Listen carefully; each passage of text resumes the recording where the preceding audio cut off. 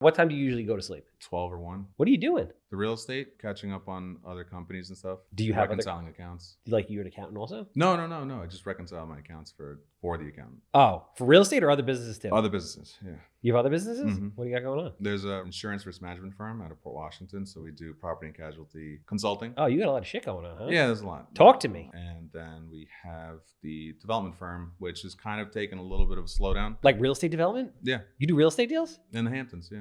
Really? Yeah. Yeah, on social media, you were silent. Yeah. I'm like, is this guy doing deals? Is he not doing deals? What's going on? I don't know. I don't know. 22 deals in the last 14 months. Not yeah? Bad. I've only been doing it since April.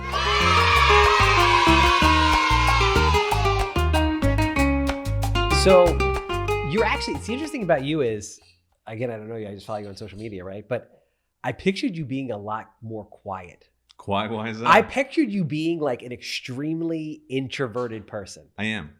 But who doesn't like speak, who's just very soft-spoken and super quiet. I'm pretty opinionated, but you're not, I just you're not the soft-spoken, super introverted guy. No, I keep it just when we were asking before, like what's your best life lesson or advice you've gotten? Just be honest.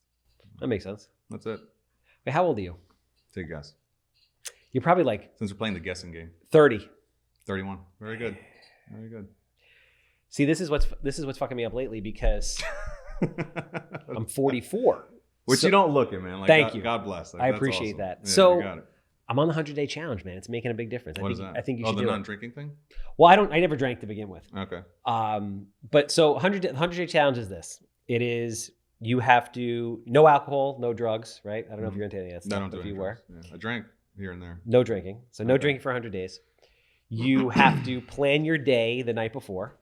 You have to lay your clothes out the night before. You have to do a workout of some form. This could be walking to whatever for 45 minutes a day. Okay. So it's 7 45-minute workouts a week. You could double up one day and then take a day off if you'd like. Okay. Just as like an asterisk there. Mm-hmm. And you have to eat healthy, like no crap. Mm-hmm. So no dessert, no sugar, no junk. I feel like I'm losing. No, I'm good with no dessert. I'm not a dessert guy. I'm good with no junk as far as like junk food goes. What about pupusas? I don't eat pupusas. Oh, they're fucking delicious. No, I mean, I eat them, but I don't go out of my way to find them. Okay. You know? Like if my mom makes them, that's one of those things. Like if my mom makes them, or if she's prepared them, then I'll have them because I can't say no to my mom. No. First of all, it's also delicious. Mom's food is always the greatest thing in the world. There's actually this new place. It's called Mi Pueblo in Kings Park. And it's like great pricing, and they make really good food. It's Salvadorian and Mexican. Yeah? Yeah. Do you speak Spanish? Yeah, fluently. Fluently? Yeah. Were you born here? Yeah. Can you salsa? Can I dance? Yeah. Or like make salsa? No, not make salsa. Like, okay. Can you salsa? No. I can dance a little. Yeah, exactly. I can dance a little bit. Yeah? I'm more of a bachata kind of guy. Because bachata's not like, well, it depends, right? So old school, like new bachata is a different ballgame. Yeah. Old school bachata is like in cuarto. In cuarto is that little thing. Yeah, like just within the box. Yeah. Right? The new shit is crazy. Yeah. Like you see that guy that has the beard on Instagram who looks like me and who's just like killing it with bachata. You know what I'm talking about? No. I don't know this guy's name, but he's dancing bachata like he's dancing salsa. I have no idea. And it's like the girls are doing the wild hip body thing, but there's like a lot of turns and all kinds of shit. No? Send it to me.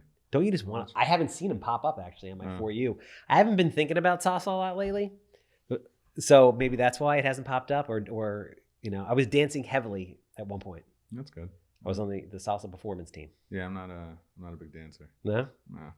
It's just, I mean, it's easy. That's where the introvert in me comes back into play. Really? Yeah. I feel like it's in the blood. If you get enough drinks in me, I'll start dancing, but that's about it. Oh, we come full circle. 100-day challenge. Thank you for bringing me back there. Yeah, you're welcome. So, eat healthy, mm-hmm. right? Get enough sleep. So like 8 hours of sleep. You're right. I'm telling you. Well, how old you have a kid, right? Yeah, he's 4. He's 4? Yeah. He's sleeping at this point. Yeah, he sleeps 12 hours. He's very good about that. So you're good. But I work. Yeah, but you know what? When you really think about it, it's like, how efficient is everybody with their time? Like, do you watch TV? No. Do you like scroll on TikTok? Instagram, I don't have TikTok. All right. Really? Mm-hmm. Do you scroll on Instagram? Yeah. How many hours a night, honestly? 45 minutes, I think, is what the report was for last week. Okay. Like at one clip or just periodically throughout the day? No, one clip. One clip. Okay. Yeah, I'll just like unwind. That's like my break, my mental break, and then I just usually fall asleep. And then you fall asleep. Okay. So you don't think what time do you usually go to sleep? Probably 12 or 1. Fuck. Yeah. What are you doing? Well, the real estate, catching up on other companies and stuff. So Do you have reconciling accounts? Are you like you're an accountant also? No. I just reconcile my accounts for the accountant.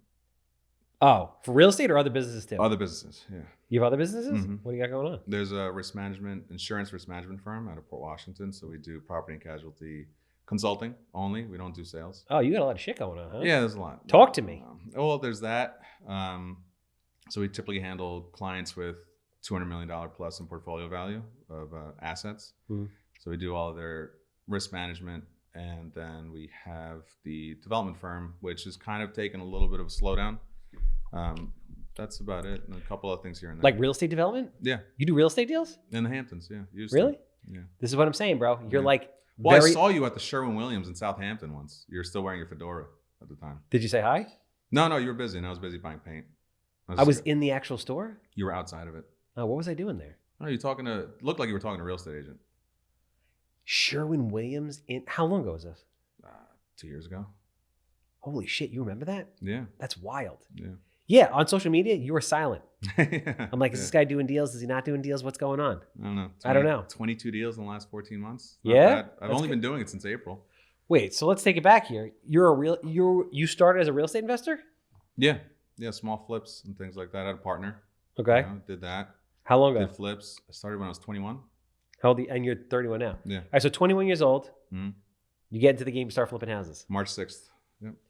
March 6th, 2014? Yeah. First flip.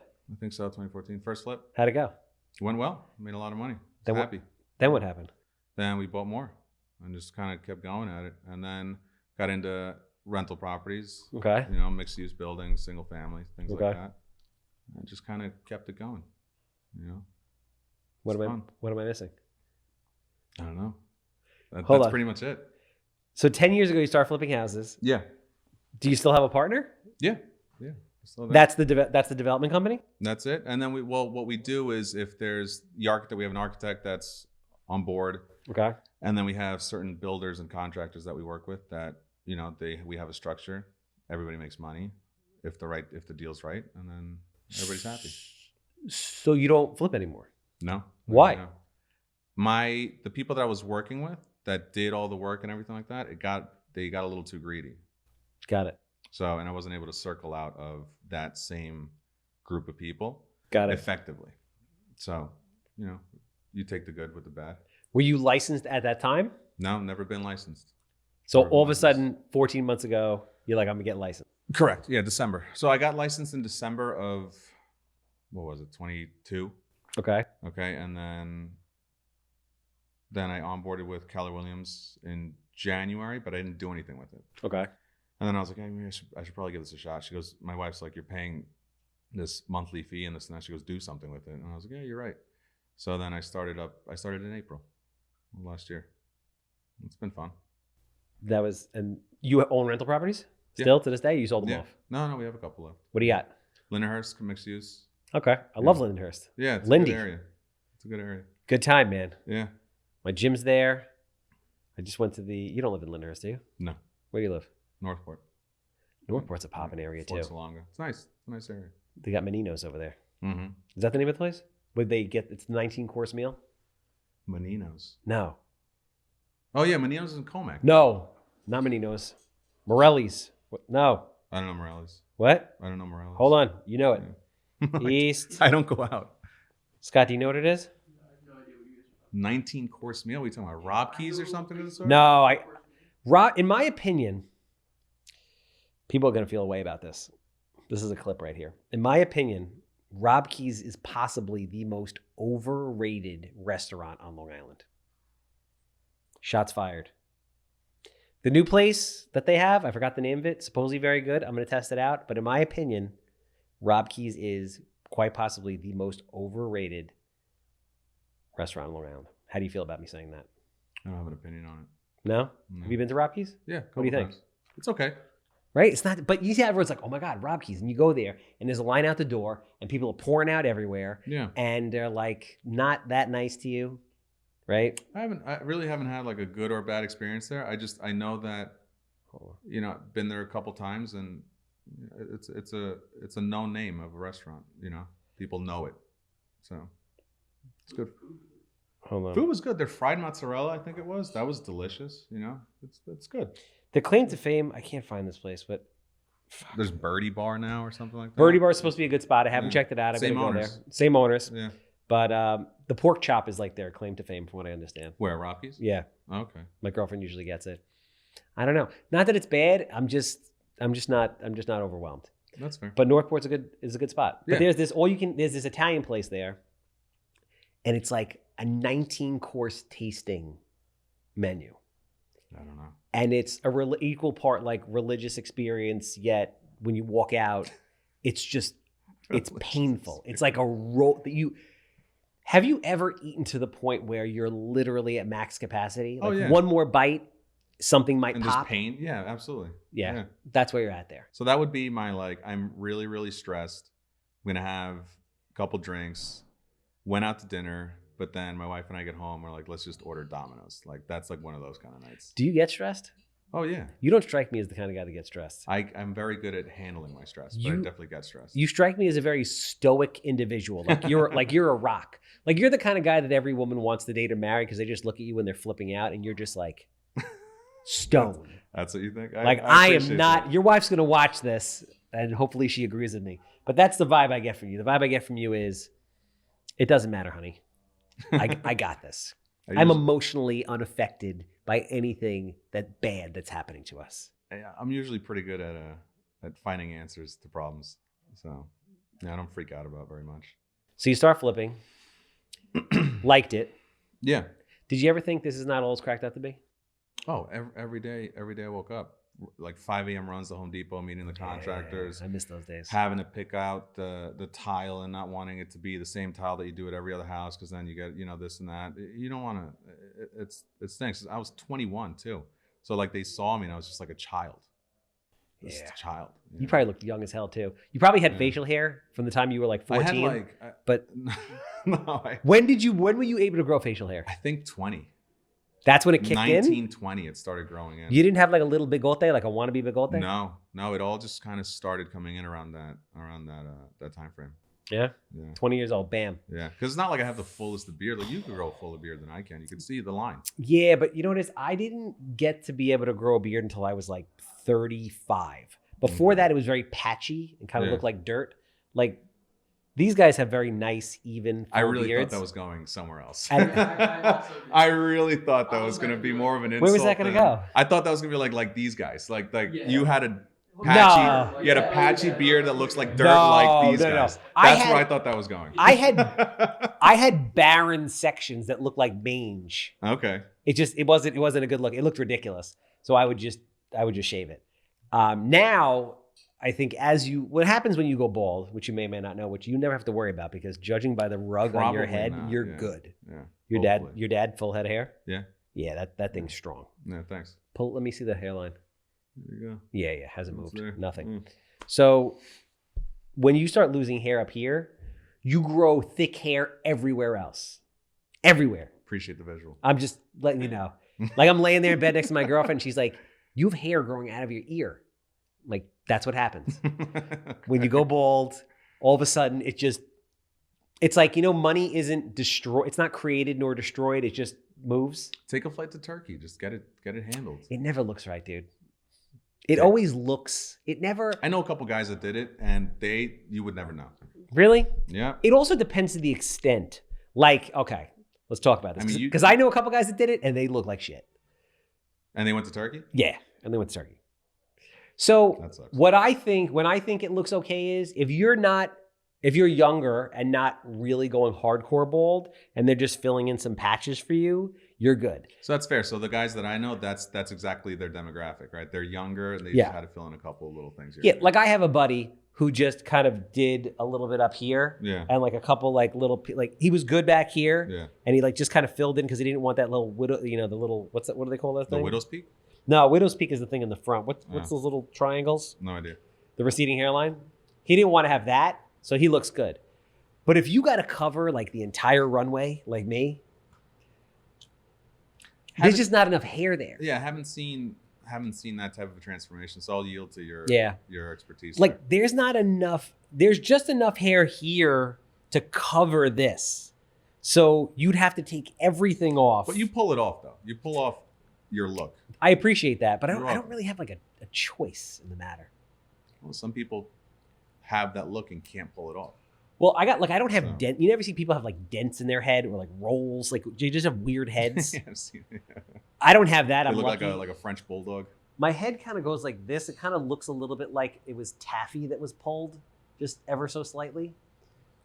But otherwise, it's not that bad. Yeah, it looks good. Yeah, it's not that bad. So this is the kind of treatment I need all the time. Yeah, it's the truth.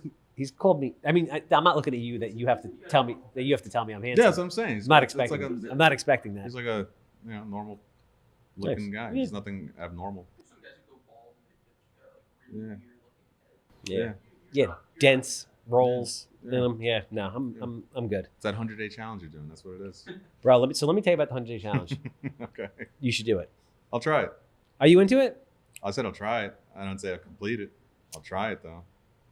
It's a conscious decision of either you want to do it or you don't. If you don't want to do it, that's okay. You don't have to. So I do want to do it. Okay. Right? Like in your mind, you're like, my mind, I'm like, that sounds really awesome. Like I could totally get into that and give it a shot. However, the percentage of success that I attribute to that challenge, I'm not really sure. I'll go 50-50 right now. So I'm not even 2 weeks in, and everybody that was doing it with me so far has dropped out. Okay. So I guess the question is, so what is it that you don't do that you'd have to do during the 100-day challenge? That I don't do? Yeah, like, so what's an issue for you where you're like, fuck, man? No, I get it. No. I would say... Can you give up alcohol for 100 days? I'm sorry? Can you give up alcohol for 100 days? Yeah, I could do that. All right, cool. We got that out of the way. That's not a problem. Can you give up like ice cream for 100 days? I don't need ice cream, so yeah, that's fine. Okay, so you're straight. But my biggest thing would be like comfort food. When I am stressed and I'm like really feeling it, I will just eat. What do you eat? A little bit of everything. Go to a restaurant, indulge a little bit. So what's the comfort food? Like what's your go-to fat ass meal? Oh, fat. I would say Domino's. Domino's Really? pizza. Yeah, nice and simple, old school. Wow. Yeah. I like the extravaganza pizza. That's my favorite. That and their wings. Their wings are pretty good. Yeah. What's yours? So I'm not shitting on Domino's. I just feel like it's in a place like New York where we literally have allegedly possibly the greatest pizza in the world. Sure. And I've heard this from other people. You're not the only one. So here's the thing, right? So to jump ahead of what you're about to ask. Yeah, how do you why go Domino's? Yeah. So it's because at 2 a.m., that's the only place that's open. Is that when you're stressed? No, that's when it like hits you, right? You're stressed all the time. You're not stressed all the time? You're not thinking about work in the back of your mind right now? No, you know what it is? I feel like I like to be stressed. If I'm not stressed, something's wrong. So I forgot what that is, but there's like a psychological thing to that. It's like something's wrong with me. Yeah. Like I feel like I function. So if I go upstairs and it's total calm and it's not like, get the goddamn deal, be like, this guy's trying to fuck us, be like, get the contract. And I walk upstairs and it's dead quiet. Like, what's going on here? Something's not right. Yeah, I'll send you a link on that because I'm pretty sure there's something to be said about that. Be like, there's definitely something wrong with you, Charles. Yeah. Yeah, I kind of like enjoy operating in a constant state of chaos. You like controlled chaos then? Because if you're dealing with things upstairs that are quote unquote chaotic, but you have a grasp over it, it's controlled chaos. Yeah, I think I need a certain level of stimulation. I'm sorry that cherries superseded your Dude, let me tell you something. Frozen, you ever had frozen cherries? Yeah, I have. No, like fresh ones that you get the cherries that are fresh. You cut them yourself, de-pit them, and then put them in a bag and freeze them. Fresh. Because like, is fresh the supermarket or is fresh like Hampton's Farm or something like that? Good point. Like, we'll do something in the middle, like Whole Foods or like high-end grocery. Okay. So it's not like Pathmark. So still the grocery store? Yeah. So you go to the grocery store, get yourself some nice fresh cherries. All right, fresh with an asterisk. Split them, split them in the middle. Take the pit out, freeze them. Okay. Fucking delicious. I didn't think it was that great. I walk into the living room. Do you know what? You know Amanda, my girlfriend? I've seen her on your podcast, and I know she's killing it too. She's doing good. Yeah. She is. But I see her next to her cats just housing frozen cherries. I'm like, what are you doing? And she just looks at me with this look of like sheer ecstasy in her face. And she's like, this is literally the most sinful thing you've ever had. And I'm like, it's a fucking frozen cherry. So my father used to like freeze grapes. We used to do that. Not the same. Or he not put the same. salt on watermelon. That's like a thing. That's a thing. You know what's fucking delicious that I had yesterday? That was literally the highlight of my day. Watermelon with feta cheese. Oh, I've had that. Cipollini had a salad with a watermelon, feta cheese, and I think it was like salmon. Yeah, it was really good. It was delicious. Yeah, it was great. It was a combo I wasn't expecting. The like almost like acidic sweet of the feta, and then like just the all-time. It all works. It's like a savory sweet combination. Yeah, I agree. But the point is, if it's 2:00 in the morning and the stress hits you, and you say to yourself, "I want to eat something," and the only thing open is Domino's, why can't you just go to sleep? Because you're so close to just waking up the next day. I'm very stubborn. So if I want something, I'm going to get it. But can't you just be reverse stubborn in the sense that you're going to be stubborn to not give in and go to sleep? So I found, back to like the original point, I found comfort in that. Okay. And so if I want comfort, that's what that particular instance provides me. Like you asked, interesting. The question is what fat food, right? So yeah, that singular thing go-to fat meal would be the Domino's. So when you wake up the next day though, I hate it. Okay, I'm just curious to know. Do you have regret? But that would be like the segue too. It's like a bad one night stand. It's like I guess when people do drugs, right? You know it's bad. You do it. You get the high, and then you come off of it. Yeah. That's what anything that's comfort related or anything that provides you comfort for a period of time and takes you off of something else is an endorphin high. It goes up and it goes back down. That actually that makes sense. Yeah. Do you think most people, when they do some level of drugs the next day and when they come down, they regret it? Well, think of addiction. Yeah. But think of addiction, right? Besides, like, I've never smoked weed, never done that before, but nice. I know people that function on weed very well. But if you think of like a higher end drug, like he just said, if it's why are you always chasing that initial high, right? And then the addiction. I mean, you're talking about like heroin or like something like really hardcore, like crack. But if you dumb it down to just feeling good from a generality standpoint, right? Yeah. It's that numbing feeling. Like when people drink. It's a dopamine thing. It's a dopamine thing, yeah. I mean, that's what you get from eating sugar or whatever. Exactly. So do you think you can go 100 days without eating Domino's? Yeah, that I could do easily. So what are we talking about here? You got this. I didn't say no. Could you exercise for 45 minutes a day? Yeah, I could. Well, so I could sit in a sauna for 45 minutes a day for sure. Like I could do that. But sometimes when I'm exercising, my phone starts blowing up. That's the one thing I need to work on. If somebody texts or calls me or like there's a client, I immediately answer. I'll stop almost anything. So let's say you have to just go walk for 45 minutes a day. You could do both. You could take your calls and text while walking and getting your 45 minutes. I stop. I will stop and just concentrate. Like, so we were in Disney, okay? And what did you think of Disney? I love Disney. Do you love Disney? Everybody loves it. Why don't you love it? Not enough chaos for you? No, because actually Disney is literally like going to the zoo in my opinion. Because so Disney, I feel like you know what I'm talking about based on the laughter. So Amanda loves Disney. It's literally the happiest place on earth. It reverts her back to her childhood. Yeah. She's like the happiest person when we're there, and all she ever does is talk about Disney and how she wants to go there. And what about you? When I go to Disney, I see everything that is wrong with our country. Everybody that's in there is 700 pounds with doodle bear tattoos on scooters with a turkey leg in their hand. I don't go there for other people. What? Yeah, but I don't. 700 pounds? Bad tattoos on a scooter. I don't go there for other people. Like I go there and I have a singular experience with my family. Okay. I could care less what anybody else is doing. As long as it doesn't affect me and my family, we're fine. But when you're in there, has it ever crossed your mind like, wow, obesity in this country is a real problem? It's not my problem. But you know what I'm talking about. I get it, but I don't care enough. Okay. But you know what I mean? Like you've seen these people. I like your mentality, right? So you're very like broad, but also very narrow at the same time, which is pretty cool. But stop caring so much. Just like live your life. I don't. I'm just like. But you do. All right. So I can't go on rides because I puke everywhere. You just told me that you don't like going to Disney because you see what's wrong with America. It makes me think about everything that's wrong with America. That is true. But why? But I also don't like going on rides. So there's nothing there for me. Okay. I guess that's what it comes down to, right? That's a different point. So I go there. I can't go on rides because I puke everywhere. So now that takes that out of the equation for me. Okay. I'm walking around. It's hot as fuck.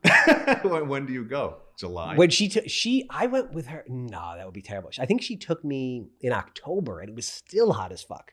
So you're outside sweating your ass off, going on the around the world food tour. You're Epcot then. You're in Epcot. Epcot's the one with the big globe. Yes. Yeah, where they had the Michael Jackson thing back in the day. That's all I remember from that. So I'm sweating my ass off, walking through, eating this food that I know I'm going to regret later. 700-pound people on scooters trying to take me out at every turn.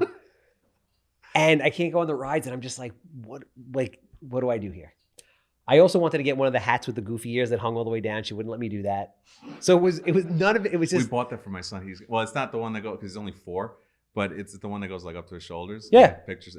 That's all I wanted. It's a great hat. That's all I wanted. Yeah. She's like, I'm like, listen, this is tough for me. I'll do it because you love it. All I want is the goofy hat with the ears. So what makes you happy besides the goofy hat with the ears? Like what is your vice? This is real couch shit now. What is my vice? Yeah. I don't know if a vice. What do you think? You seem like you're constantly trying to eliminate all of your vices. I have a very addictive personality. So Okay. because of that, I tend to stay away from shit that's bad. So like, I've never smoked weed like you. I don't drink. I've never been drunk. Okay. I don't take any kind of like pills or substances. Yeah. I get very obsessed with things until I feel like I master them, and then I kind of get bored and I move on. So Same. I need this constant state of I like. do the same thing. It's bad. And is it though? Well, it is, because you're always it'll never be enough. I feel like it gets to the point where it's like, okay, I feel like I've reached mastery. Now I need another challenge. But it'll never be enough.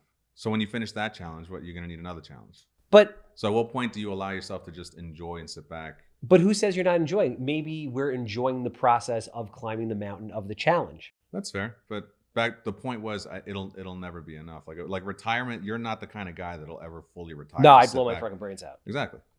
But what are you going to do? Get old and just... Oh, it depends. I didn't say it's a bad thing. I'm just saying that it's something that, in that constant state of motion, you're going to have to find, those paths that you take down the road, because you're not always going to be able to do the same thing. Markets change, people change. Yeah, but I feel like that is kind of like what life is about, right? Well, that's why I like real estate sales. Like circling back to that. Oh, you're bringing us back there? It's such a beautiful thing because every deal's different. Yep. The hardest thing I've had to learn is dealing with like the emotional part of being a realtor. Because having to deal with people's emotions is the hardest part of this. Because when you were an investor, it wasn't like that. It was all numerical. Dollars and cents. Yeah, that's it. Either it makes sense or it doesn't. Correct. Now it's like, it's highly emotional. And I got to tell you, just because I know a lot of realtors, plus I live with Amanda. Yeah. Buyers and sellers are out of their fucking mind. Yeah. They're all trying to protect themselves. I don't know about...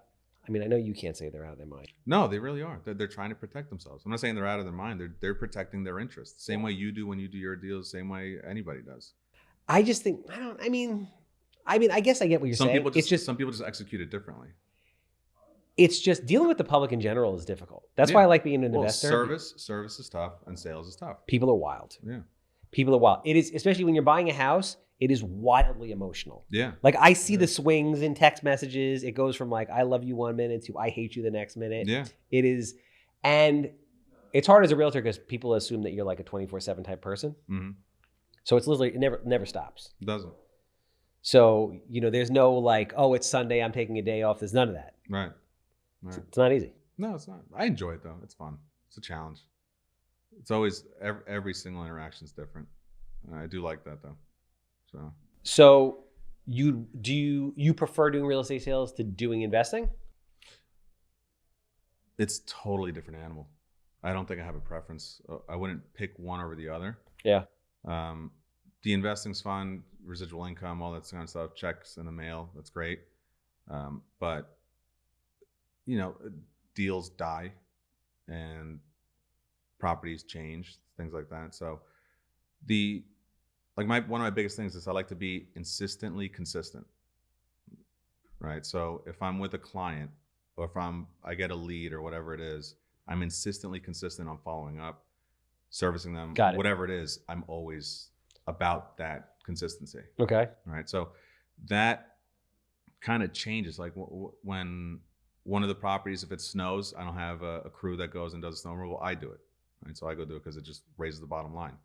But that gets tiring after a while, and then you have to systemize and this and all those things, which is good. I'm okay with it, but I like the change. I like the change. I like going and seeing other people's houses. I really enjoy seeing what people do with their properties. Like you could look at a splanch down was same road, and every single one of them's different. Every single one has a different story, and I find some sort of like joy in that and seeing the story. It's different. That's cool. I mean, listen, real estate's the greatest business in the world, in my opinion, because again, like you said, every day it's different. It can be as big as you want or as small as you want. Yeah. It allows people to be creative in kind of a unique way. Yeah. So it's cool. Yeah. And to be honest with you, the people in the industry, they're nice people. Like you're in the industry, nice guy. Thanks. A lot of people I've met on Instagram, or I haven't met Kevin Iglesias, but he followed me. Super back nice on, guy. Yeah, he followed me back on Instagram. I'm like, oh, you didn't have that's so nice of you. You didn't have to whatever. He goes, everybody's just so supportive. Like, yeah, we're all competing but everybody has their own niche market. I'm sure paths will cross at some point. Just be professional in the whole nine. It's nice. Michael Jordan Sadis, Kenny Hirsch, like all these guys. Kenny Hirsch is the man. They're just nice people. And I got into the Real Producer program, and I met a lot of those guys there. Just Anthony Parada, another one. Just really nice people that just are all in the same industry. And when it's like, it reminds me of like going into the octagon, right? If it's us going up against each other, okay, then the gloves are off, and let's see who wins. Let's see who wins, right? Got it. Who gets the house? Who gets the house for the client? Whatever it is. But then once we're out, hug, kiss, the whole nine. Go back to just being colleagues or people in the industry. That's cool. That's a pretty cool. Not a lot of industries can do that. Why don't you have any like videos of yourself on social media? I'm just not a camera guy. No. But you're on camera. I'm on camera now, but yeah, that's what I'm saying. It's very because I'm just saying it. It's just ironic. I'm trying to pull you up right now because real Geris estate. Again, I had you have a The Real? No, just real Geris estate. Real Geris. Oh, I'm spelling real wrong. That's why you're not coming up. There you are. Yeah, I just. What do you see? What do you tell me? I told you. What do you see? What I said to you before, like very prim, proper, reserved, quiet. Mm-hmm. I'm like, is this guy really doing any business or not? Right? I'm like, is he selling 3 houses a year? Is he selling 10 houses a year? Like, where the hell did he come from? And then all of a sudden, like little by little, as I follow you, it's like every day I'll see sold or under contract. And I'm like, oh, this guy's like doing business. He like selling things that look like half a golf ball. Oh, the dome house in the ground. I've gotten so much. I've had so many people reach out to me about that dome house. That thing? Do you have that as a listing? No. Island Advantage had it. That is a wild looking I sold thing. it to my clients from Florida. Oh yeah? Yeah, we're still in contact with them. We're like great friends. They're coming up in a couple weeks. We're gonna go hang out. Yeah, so you have you'd be surprised how huge that house is. I don't doubt it. I'm just like, looking at it. Yeah, here it is, $675,000. Where was it? Northport. Yeah, Northport. It was an Eaton's Neck. Oh yeah? Yeah. So they have beach rights, they have everything. That's dope. Yeah, that's great. Is it on the water, like overlooking? No, but you have water views. So yeah, like all of a sudden I see like cling, cling, cling, cling. And I'm like, oh, this guy's like legit. But he's like the silent assassin. Like why doesn't he speak? Like, why are there no videos? Why is like, I don't know who this guy is. I don't know. I remember that too, because I followed you, and then something, I don't know what triggered I don't remember it either. Interacting more. I And then think it went we were from that to like, were we like coming together to bitch about brokers? Or was I bitching about brokers and you made like a comment about it? no. I feel like it was something like broker typically related. don't comment. No, like in it, like a DM comment. You know what it was? What? When you were hiring Latin speaking, Spanish speaking. Oh we met yes, then. yes. I was like, That I need was a it. Spanish speaking field Yeah. rep. I need a Spanish speaking field rep. You're too busy for me though, dude. No, I know. Yeah. Yeah, 22 deals in a year is too much. Yeah. That's a lot. You're running and gunning. Trying. So it's been I started in April. So like, do you do business everywhere? Is the bulk of your business done within the Latin community? I've had one Latin client. No shit. Yeah. That's it. Dude, Spanish is a secret weapon. It is. But Spanish helped me with development and investment a lot. Okay. Saved a lot of money with that. But as far as client goes, it's been one Hispanic client. Why is that? I don't know. Where do you live? Northport. And you don't in any way. I'm from Port Washington, so. You don't from the port. I'm from Port Washington, yeah. The port. Mm-hmm. You don't in any way like target the Spanish-speaking community. I've had I have one person right now. She's Hispanic and she's looking to buy up to 8 million. But other than that, no. That's kind of. So where do you like? I always ask every realtor that comes on because realtors are always curious about this, right? Yeah. So where do you get your business? So a lot of it's mailers. Okay. Okay. Zillow leads. Yeah, talk to me, baby. Yeah. Zillow leads. Give me the dirt. Realtor leads. Realtor.com leads. So would you say Zillow lead? Is it like, are you guys on the flex or you're paying? No, pay. All right, so you're paying. Yeah, investing. Listen, I think Zillow is the greatest thing in the world. People shit on Zillow all the time. It's okay. I prefer Realtor.com. What's the difference?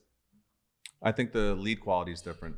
So Zillow, you have to call or whatever. You get a phone call from them. Yes. Realtor.com, the person that's interested in the house has to fill out their full name, information, email, phone number. So the quality of the leads there is better. I think it's more concrete. Well, that makes sense. Yeah. Because there's like there's higher more effort. There's more effort into getting into Realtor. That's it. So do you have like metrics on this stuff? Meaning like my conversion rate? So I guess this is just me being curious about the whole thing. So it's like, okay, you'll pay, let's say for every $1,000 worth of Zillow, you'll get X amount of phone calls, which turns into X amount of deals. For every same amount of money on Realtor, do you get similar, less, but the conversions end up being better or the same? You get less with Realtor. I would figure. But then the conversion rates, if you hustle them, if you work them, it'll be higher. Higher? Yeah. Really? But you do it all. But you're doing both of it. You're like, feed me the goddamn leads. Mm-hmm. And now to be honest with you, I have too many at this point. I'm at the point where, because I retain them, right? So we'll look at clients and we'll talk about what do you want, this and that. There's also not a lot of inventory. So they're still coming in, and now I don't have the time, or I have some You're getting buyers that many leads off there? Is it more? No, it's not. It's not that I'm getting a lot of leads. It's that I'm still working every single one that ever comes in. Like I won't let a lead die unless they block me. Yes. Or they say I don't want to work with you anymore. I call it blunt force trauma follow up. Yeah. Well, insistently consistent. Yeah. Insistently consistent. I like that. Yeah. I like consistently consistent. So I will not let them die. Yeah. Literally. Until they tell me, like. Blunt force trauma. Yeah. Just keep going until they either buy something or sell or whatever it is. So I've had to start working with. I don't have a team. I don't really plan on starting a team. I don't think teams are good or bad or not. I'd have partners, people that I'm working with, that I'll give them a lead and they're going to start converting. I'm teaching them also how to talk on the phone, things like that. Okay. Just because I think that being charismatic, not only in person but also over the phone, is incredibly critical, especially with the new changes that are coming into play. So you have to be able to have worth.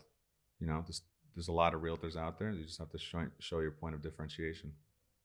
So, no, it makes sense. Yeah. So it's not even necessarily that you're getting that many leads from Realtor and Zillow, but once they're in the system, like that's it. It's a black hole.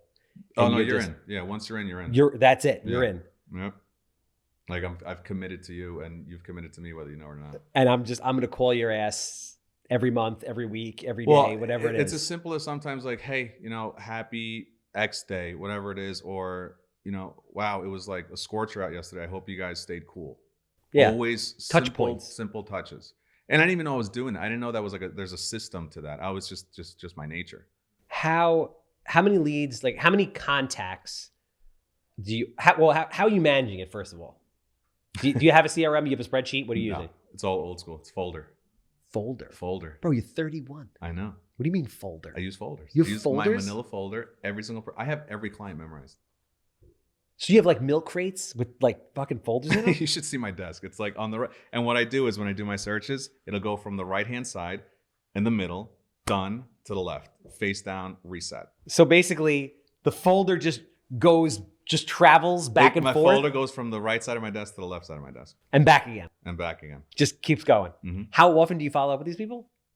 It depends. So if they are like, I don't need this, and that, I'll just put them on the prospect match, I think it's called. Yeah, drip, whatever. I'll do that. So then, and I'll touch base with them. Hey, new houses. I'll check the list every morning. Hey, new houses sent.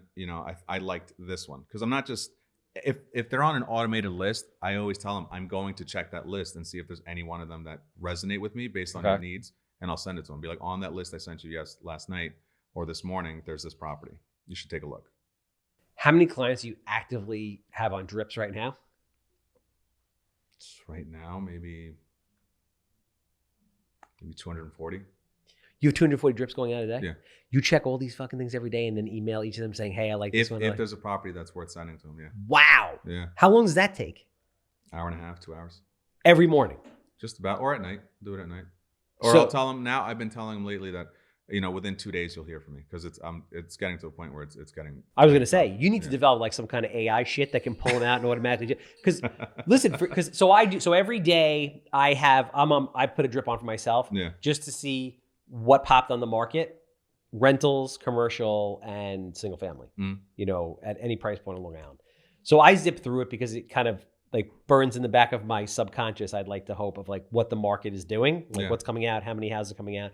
And that takes like a minute. Like it takes a minute to scroll through 250 to 400 houses. It does, yeah. For you to scroll through 200 people's searches and then hit up each one of them if you see something that you like and remember what it is that they're looking for. It's weird. Is wild. Yeah, that's wild. It's weird. Yeah, my wife's like, how do you like?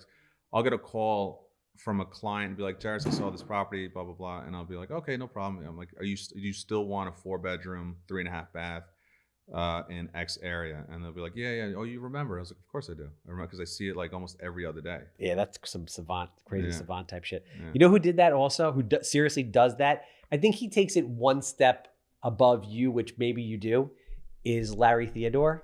I don't know. So Larry Theodore is like, got to be in his 60s, close to 70 years old. He's like an OG. I think he's with Coldwell now, but he was with Century 21 in Farmingdale for like 100 years. Mm-hmm. And he does the same thing. So he has milk crates filled with files. Yeah. And he cold calls every single night from his like garage. I've never cold called. This is the follow-up. He's not cold calling random people. He's cold calling like past clients and shit. Yeah. But he's been doing it for 40 years, so there's thousands of them. And he records everything he ever said to everybody. So in that file, he wrote down, call John today, talk to him about this, this, and this. When you call him to like make an offer on one of his properties, he'll be like, oh, spoke to Geris. He made an offer of $660 on this. Nice guy. Blah, blah, blah. Like, yeah, I know. Crazy. I'll take bullet points. I'll take bullet points of like, well, all right, so their birthday is on this day. Or on this day, they went to the doctor. And I'll be like, all right, hey, look, how was your doctor's appointment the other day? And it's because I care. It's because I care. I don't want them to think that I'm doing that just to convert them. Like I genuinely, every single person I've sold, I still talk to them, like on a friendly basis. Nice. It's a phenomenal feeling. Every single person. I've been invited to birthday parties. I've been invited to weddings, my clients, everything. That's really cool. Yeah, it's nice. I like it. I'm hoping I could keep like something. I saw Kenny do this on Instagram. He had a whole party for his clients. Yeah, he does. I thought that was genius. Yeah, he does that. Oh my gosh, Kenny's a savage. He is. He's the best. He's such a chill dude too. 72 deals last year. That's awesome. He sold 10% of Compass's entire Long Island transactions last year. That's insane. Sick. It's goals. Every time I watch this guy's Instagram, it's like, do every day. And he does it on a 12-month basis. Like I've done 22 deals. Not all closed. Some are just in the pipeline. Some are closing or they're under contract. 22 deals in 14 months. Yes. So like he would be like the next, or there's so many people out there just killing it in this industry. Yep. And I like it. I'm also competitive, but never aggressively never talk bad about anybody. There's a lot of money to be made, man. Yeah. A lot of money to be made doing this stuff. Yeah. So as you get more and more contacts in, because you haven't been doing this for a long time. No. So how are you going to manage that? I need to start recruiting partners. I need people that are like real, that have similarities to me, that have drive, and that if you're doing it part-time, then when you're working it, then you only get a certain amount, right? If you're doing it full-time, then I need weekly follow-ups, bi-weekly follow-ups, whatever it might be, to make sure that my money isn't being wasted, and so that they can make money. Because the whole point. So you need them for what reason exactly? I need them because I can't handle the amount of leads that are coming in. Now I'm getting referral work. People are like, you have to use Geris. I want you to sell my house, this and that. So I could see the points where Geris alone isn't going to be able to handle the amount of business that's starting to come in, and I want to be able to. Is it because you have to spend time doing stuff that doesn't make sense? Like if all you did was sell all day, you don't think you'd have enough time to service all the leads? Sell.